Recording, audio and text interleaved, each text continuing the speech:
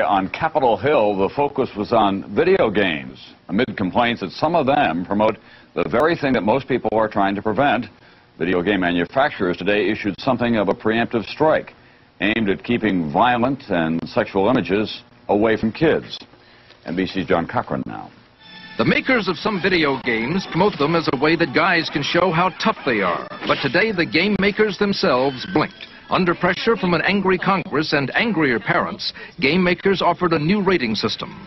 GA for general audiences, all ages. MA13, okay for teens, but not younger kids. And MA17 for 17-year-olds and older. The timing of the peace offering was no accident. Just an hour later, the Senate began hearings on new legislation to prevent violent games from reaching kids. Senators were especially appalled by a game where a scantily clad woman is tortured. It is a sick, disgusting video game, in my judgment.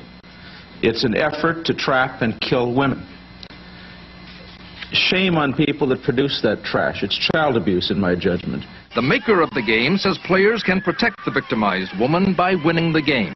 Your job as the player is to identify the villains and to trap them. Game makers admit ratings won't work unless stores and arcades enforce the new rules. We can sit here all day and talk about morals, but the reality of the business world out there, and unfortunately in many cases, is driven by economics.